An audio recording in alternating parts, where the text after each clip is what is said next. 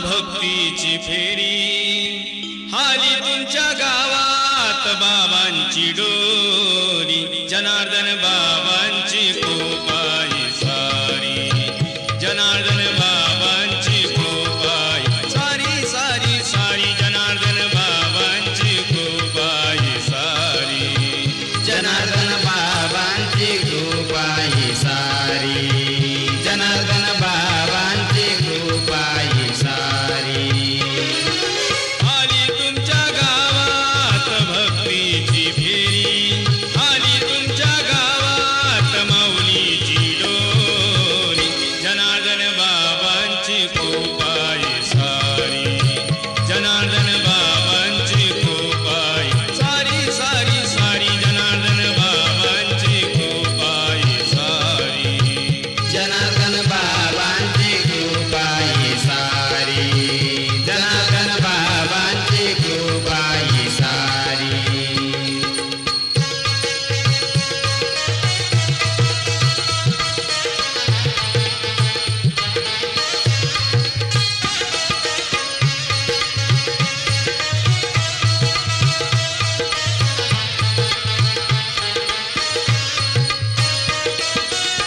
गोरगरीब आणि पामर सारी सर्व जगाला स्वामीच थारी सर्व जगाला स्वामीच तारी कष्टी दुःखी साधक सारी कष्टी दुःखी साधक सारी जय जनार्दन भजन करी रे जय जनार्दन भजन करी जनार्दन बाबांची कृपाई सारी जनार्दन बाबांची कृपाई सारी सारी सारी जनार्दन बाबांची कृपाई सारी जनार्दन बाबांची कृपाई सारी जनार्दन बाबांची कृपाई सारी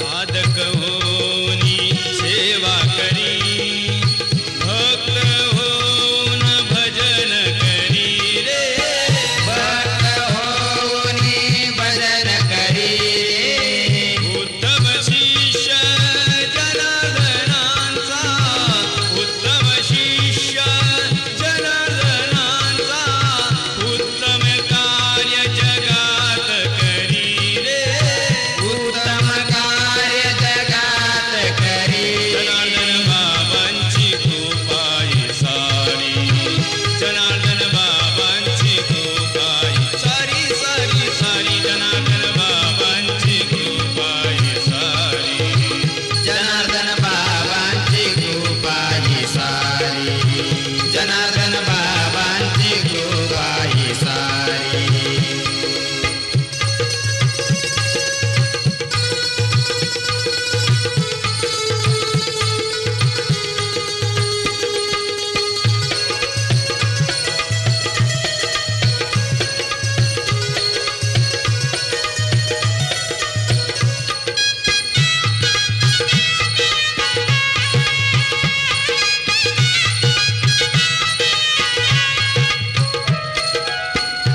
यमनियमते यानी धरी नित्य बोध शिष्यास करी रे नित्य बोध शिष्यास करी अखेरचा संदेश जगी अखेरचा संदेश जगी नित्य कष्ट नित्य करी रे नित्य गोष्ट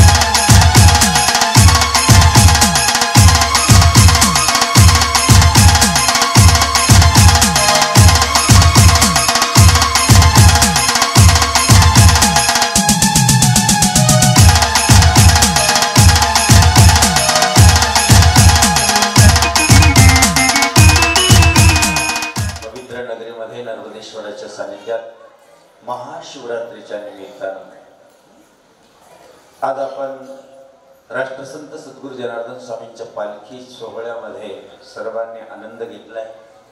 वर्षातून ही पर्वणी येते आणि ह्या पर्वणीमध्ये सर्व परिसर, सर्व भाऊसाहेब नगरी, सर्व गावातील भाविक भक्त माता भगिनी मोठ्या संख्येने उपस्थित होतात। कारण गुरुमाऊलीची पालखी आहे, बाबाजींची पालखी आहे। ज्याने जगावर अनंत उपकार केले, ज्याने जगासाठी रात्रंदिवस कष्ट सोसले, ज्याने लाखो संसार सुखाचे केले असे आपले बाबाजी। आणि बाबाजी म्हटलं की प्रत्येकाच्या अंतःकरणात तुटून जातं की अरे सद्गुरू जनार्दन स्वामींची पालखी। आपण ही पूजा करणारा म्हणजे तेही माहिती पाहिजे आणि त्यानंतर ही पूजा होत असताना कथा माहिती पाहिजे, आजची काय कथा आहे ती माहिती पाहिजे। आता सर्वांनी वट बोट करून सांगा की आजची कथा काय आहे। शिवरात्रीची कथा तुम्हाला सगळ्याला माहिती आहे, फक्त कोणी सांगितलेली नाही आणि ती ऐकल्याशिवाय आज पुण्य भेटत। पुण्य फळले बहुत दिवसा, पुण्य फळले बहुत दिवसा। कोणी केली होती पूजा? व्याधाने केली होती। आता सगळ्यात लक्षात आलं, व्याध कोण? जो शिकार करण्यासाठी गेला।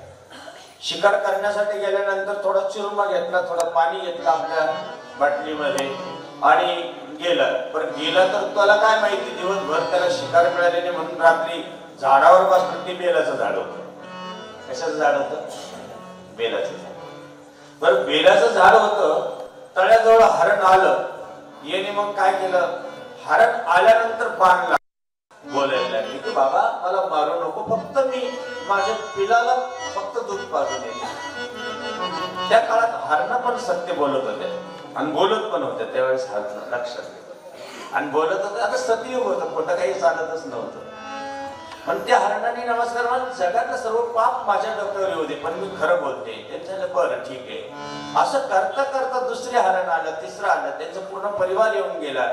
4 प्रहाराची अशी पूजा केली आणि 4थ्या प्रहारात सगळ्यांनी परिवाराने सांगितलं बाबा त्या आपण त्या व्याधाला सर्वांनीच वचन दिलेलं आहे। मुलांनी सांगितलं बाबा हो तुम्ही आईबाप आहे आमचे, आम्ही तुमची मुलं आहोत, तुम्ही राहा, आम्ही जातो त्याच्या पुढे, आम्हाला मारून खा म्हणून आम्ही सांगतो, आमची शिकार करा, आम्हाला मार। त्या मुलांनी सगळ्या परिवाराने आले, ते 7 जण होते। किती जण होते? 7 जण होते। हरणासह सर्व परिवार 7 जणांचा होता।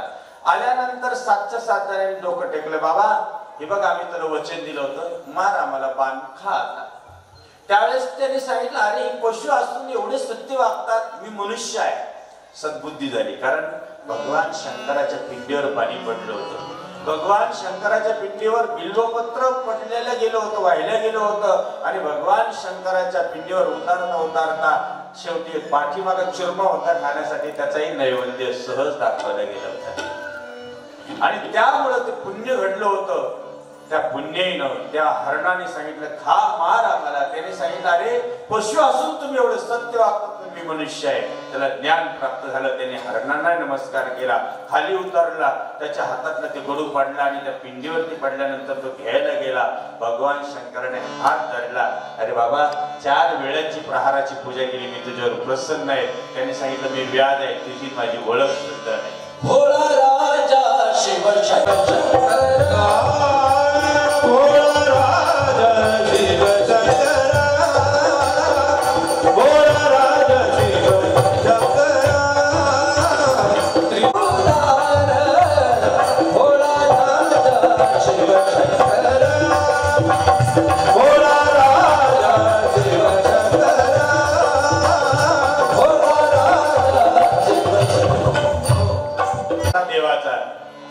त्याला ज्ञान एवढं झालं की देवा तुमच्या हाताचा स्पर्श मला झाला, माझ्याकडनं असं काय पुण्य घडलं ते मला सांगा। सांगितलं पहिल्या प्रहारामध्ये तो हरण मारण्यासाठी बाण मारायला गेला तर त्या बाणाच्या स्पर्शानं 5 बेलाची पानं पडली बाबा, तुझ्या बाटलीतलं पाणी थोडंसं पडलं आणि शेवटी 4ही प्रहाराची पूजा तुझ्याकडनं घडली। बोल मी तुझ्यावर प्रसन्न झालो काय? त्याने सांगितलं प्रसन्न तुम्ही माझ्यावर नका हो, प्रथमतः हरणीवर राहा। कारण यांनी जर मला प्रतिज्ञा दिली नसती, मी यांना वाचवलं नसतं तर त्यांच्यामुळं माझ्यावर तुम्ही प्रसन्न आहे, काय द्यायचं ते यांना द्या। त्यांनी सांगितलं आजपासून जे आकाशात सप्त तारे आहे ना चमकतात, जे तारे 7 ते तारे 13 ते 7 चांदणे असतात बघा, त्यानंतर हे 7 चांदणे सप्तऋषी होतील. म्हणून भूतलावरचे सप्तऋषी कोण आहे? ते 7 हरण आहे. पूजा केली होती का ते? नाही, फक्त सहाय्य झाले. ठीक आहे, माझं ठीक आहे, माझं कल्याण तुम्ही करताय. हरणाला सप्तऋषी केलं, त्यानंतर सांगितलं जा तुला आशीर्वाद देतो, कारण तू एवढं पुण्य केलं. द्वापर युगात नंद बाबा होशील, त्रेता युगामध्ये.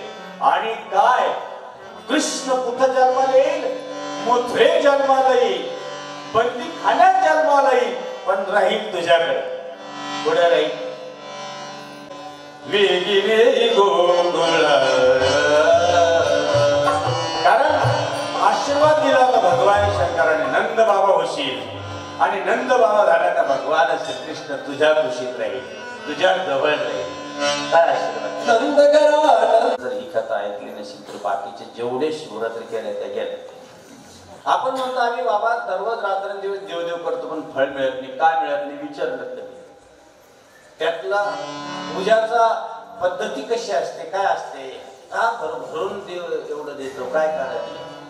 भगवंत प्रसन्न कसा होतो, प्रसन्न करण्याचे काय कारण? अरे ज्या वेळेस भगवान शंकरानं आपल्या शरीरातून एक असं पितांबरधारी भगवान विष्णू निर्माण केले आणि सांगितलं बाबा तपश्चर्या करा. काशीमध्ये तपश्चर्या नीर म्हणजे पाणी. म्हणून आजपासून देवा तू विष्णू नाही आहे, आजपासून तू नारायण आहे. नीर म्हणजे शरीरातून पाणी बाहेर पडलं म्हणून ते नारायण. आणि सांगितलं आज भोले बाबाने सांगितलं आजपासून भगवान विष्णू तुझ्या शरीरातून हे पाणी निघालं आणि आज त्या शरीरातलं पाणी जर माझ्या अंगावर टाकलं तर मी प्रसन्न होणार आहे. पत्रम पुष्पम फलम तोयम यो मे भक्त्या प्रणश्यते. देव सांगतात की बाबा तुझ्या शरीरातलं पाणी माझ्या अंगावर पडू दे, म्हणून त्यांच्यात भेद नाहीये. शिवरा नाही भेद शिवरा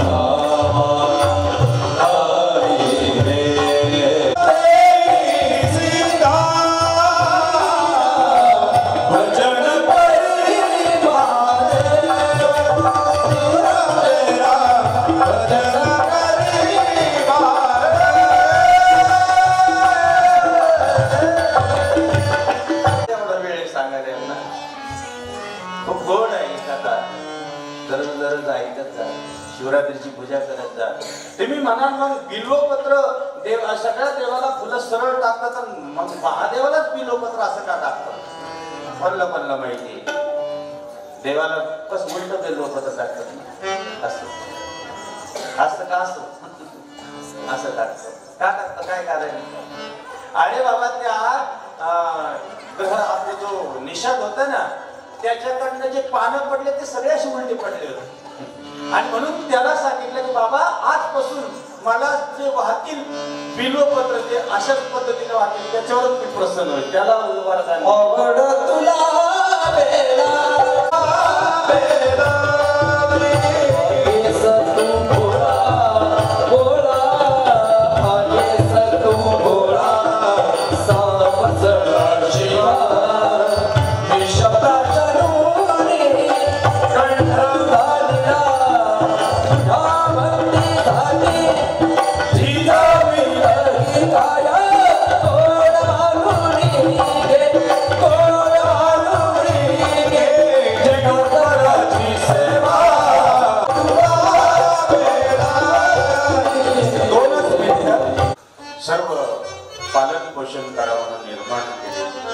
आणि त्याच भगवान विष्णूच्या कमळातून बिंबीतून असं देठ बाहेर आलं, प्रगट झाले. ब्रह्मदेवाने भगवान विष्णू हात जोडून उभा आहे. भगवान विष्णूने तपश्चर्या केली, ब्रह्मदेवाला सांगितलं तुम्ही तपश्चर्या करा. पण ब्रह्मदेवाने सांगितलं ठीक आहे. ब्रह्मदेवाला किती मुख होते त्या काळात? 5 मुख होते. चारी बाजूने पाहत होते, 4 दिशेने पाहत होते, पण एक वर पाहत होत, एक कुठं पाहत होत? असं वर पाहत होत. त्यांनी सांगितलं 4 मुखांनी सांगितलं अरे तपश्चर्या करायची. ते 4थं का 5वं काय म्हणतं? काही गरज नाही करायची. जिथून आपण आलो तो आपला बाप पाहिला पाहिजे आपण पण काय म्हणतात. म्हणून ब्रह्मदेवाच्या त्या वरच्या मुखाने सांगितल्यानंतर पाहिलं तर अरे इथं भगवान विष्णू आहे. सांगितलं बाबा तुम्ही माझे बाप आहात. भगवान विष्णूने हात जोडले. हो. आणि मग बाप जर असेल तर तुमचे एकदम तरुण पण आहे, केस काळे आहे, मी तर म्हातारा आहे, माझी दाढी ढवळी झालेली आहे, माझे केस ढवळे झालेले आहे, हे कसं शक्य आहे? तुम्ही माझे बाप नाही, मी तुमचा लेक नाही. सांगितलं बाप असतं तर तुम्ही माझ्यासारखे वृद्ध, पण तुम्ही तरुण मी वृद्ध, कसं शक्य आहे? सांगितलं म्हणे मी बाप आहे. ते नाही सांगितलं मी बाप आहे.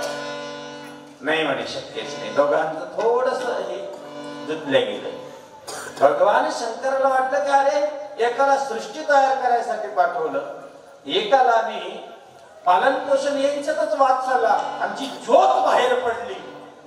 तिची आजचे दिवस आहे म्हणजे शिवरात्र आहे. विश्वनाथ तुम्ही विश्वनाथ.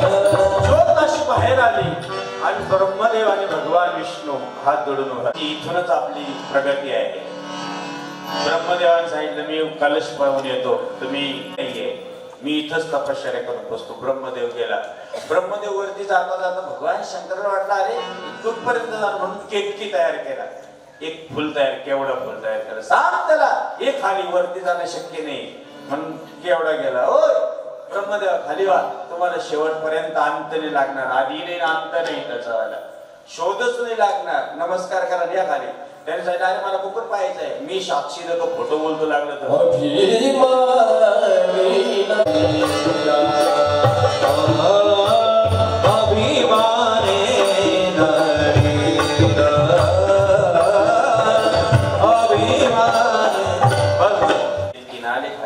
ब्रह्मदेवाने बघा आता तर पिता सिद्ध झालं नाही, साक्षी मला. भगवान शंकरला क्रोध आला. दोन डोळ्यामधून जे काही क्रोध बाहेर आला. अरे खोटं बोलतो ब्रह्मदेवा. हातामध्ये खड्ग घेतलेलं भगवान शंकरापुढे उभा राहिला. सांगा देवा काय करायचंय? सांगितलं हे पाचवं मुख ब्रह्मदेवाचं खोटं बोलते, उडवून दे. जे अहंकारानं खोटं बोलतं ते उडून दे. माझं नाव काय आहे? म्हणे अरे बाबा तुला भीती नाही म्हणून काल भैरव भगवान शंकराच्या दोन डोळ्यातून निर्माण झाला तो काल भैरव.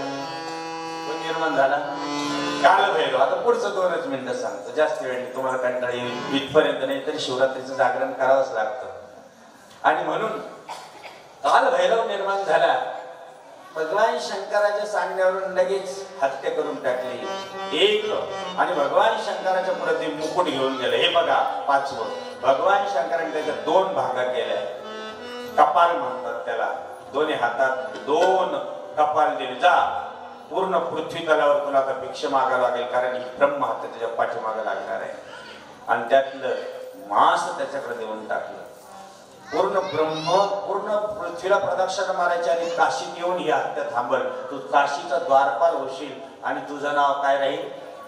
काल भैरव. काशीचा द्वारपाल आणि कोतवाल तू असशील. जा म्हणून तो काशीला गेला. पार्वतीला सांगितलं पार्वती आता हा याला परत अहंकार होईल म्हणून तू पुढे जाय. सुंदर रूप धारण केलं आणि पार्वती पुढे गेला. मनात विकृती निर्माण झाली. पार्वतीने सांगितलं अरे जा मनुष्य रूप होऊन जाशील. तिचा शाप दिला. सांगितलं आई माझं चुकलं. भगवान शंकराने सांगितलं लेकरू द्या माफ करून. म्हणे जा आजपासून हा बेताळ होईल. आणि बेताळ झाल्यानंतर नगरीमध्ये राहील. कुठल्या? उज्जैनच्या. आणि कोणाच्या पाठीवर बसेल? विक्रमादित्याच्या. आणि ज्या वेळेस त्याची मुक्तता होईल म्हणून तो बेताळ नगरीवर वेताळाच्या पाठीवर बसायचा आणि विक्रमादित्य फिरत राहायचा. आणि तुम्ही फक्त टीव्हीवर पाहिलं तर झाडावर जाऊन बसायचं. नंतर प्रश्न उत्तर ही कोणाला कथा माहिती? बारीक बारीक कोणी विचारतच नाही. या कथा माहिती पाहिजे. आणि मग त्याला सांगितलं जा बाबा आज माझा प्रश्न उत्तर झालं, मी मुक्त झालो, मी काल भैरव होतो. त्याने सांगितलं आता जाऊ नका, माझ्यासाठी इथं भूतालाचं रक्षण करण्यासाठी. आणि म्हणून त्या ठिकाणी उज्जैनला जर गेला तर तिथे एक काल भैरव आहे आणि काशीला एक काल भैरव आहे का नाही? पण उज्जैनचा काल भैरव जर गेला तर पाहिलं तर वाट्याच्या वाट्या काही सांगत नाही. पुढचं का पितो त्याचं पुढचं कारण नाही सांगणार. म्हणून पुढची ही लीला आघात आहे. अनेक प्रकारची लीला तुम्हाला सांगायची राहते. भगवान शंकराची या ठिकाणी अतिशय महान शिवरात्री पर्व आहे. पूजा सुरू करायची आहे आणि मोठ्या संख्येने तुम्ही आलात. मोठ्या संख्येने उपस्थित राहिलात आणि बघा दररोजचे कार्यक्रम आहे. एकही दिवस असा खाली नाही. आम्ही सकाळी 7:30-8 वाजता गाडीत बसतो, रात्री 2 वाजता येतो. सकाळची किती फक्त तुम्ही ऐकतात, परंतु पूर्ण असे कथा आणि प्रवचन बाहेर तुम्ही जर बघितले पालखी सोहळे, संत मेळा युट्यूब चालू, याच्यावर फक्त हे करून बघा काय पालखी सोहळे चालू, काय समाज आहे. जसं सद्गुरू जनार्दन स्वामींच्या काळात आम्ही पाहिलं, आज आम्ही स्वतः बाबाजींची पालखी घेऊन जातो, तर आम्ही स्वतः प्रत्येक गावात तो आनंद घेतोय. भगवान शिव शिव अक्षर दोन भजे रात्रन, जो भजे रात्रंदिन धन्य तयाचा संसार परमार्थाची त्याची गरज. म्हणून बाबाजी म्हणायचे जपोनी पंचाक्षर केला विघ्नाचा नाश. बाबाजी अजूनही पुढे सांगायचे. अरे बाबा, मी मुद्दाम काल परवा 2-3 दिवसाच्या प्रवचनात सांगितलं. मला एक गोष्ट सांगायला आवडते 2-3 प्रवचनात. एक म्हातारी होती, मी आता व्हॉट्सअपला बघितलं, तिने जनार्दन स्वामीला 2-4 दिवसापूर्वी 8-15 दिवस झाले गुळ कबूल केला. 5 किलो गुळ होईल जनार्दन बाबा तुला. माझ्या लेकराला लहानपणापासून दिसत नाही, 8वीला गेलं पा. मग तिने रात्री गुळ कबूल केला आणि सकाळी पाहत तर लेकराला डोळे आलेले होते. 5 किलो गुळ. लक्षात घ्या काय डोळे आहे, पण आपल्याला कळायला नाही त्यांचं.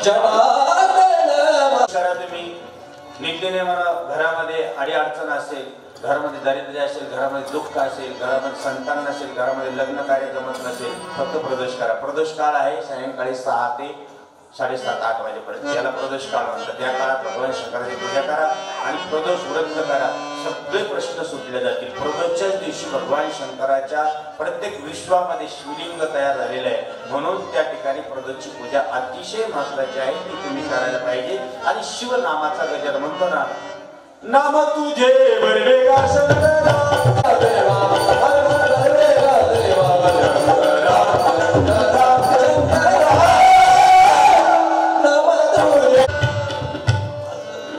आणि म्हणून अशी पूजा भगवान शंकराच्या नामात गजर आहे. झालेली सेवा सद्गुरूंच्या पवित्र चरणी समर्पित करून बाबाजीला विसरू नका. बाबाजी आपल्या ठिकाणी भोसाई नगरीमध्ये राहतात. फार मोठी संस्था येते, लाखो लोकांचं त्यांच्यामुळे कल्याण होतं. नर्मदेश्वराचे हे ज्योतिर्लिंग सुंदर आपल्या परिसरामध्ये सर्वांचं श्रद्धास्थान आहे आणि म्हणून तिथली पूजा विसरू नका. सोमवार, गुरुवार, एकादशी, प्रदोष भगवान शंकराची पूजा करा आणि आपल्या जीवनाचं सार्थक करून घ्या. आज या ठिकाणी आरती होईल. आरतीसाठी आपल्या कारखान्याचे एवढी साहेब, आपले सरपंच, सर्व माधव दादा, सर्वांनी आरतीसाठी पुढे यायचं आहे. आपली आरती पेटवा लवकर, पटकन 5 मिनिटाच्या आत लगेच आरती होईल आणि आरती नंतर आम्हाला पूजाला जायचं आहे. जय जनार्दन. या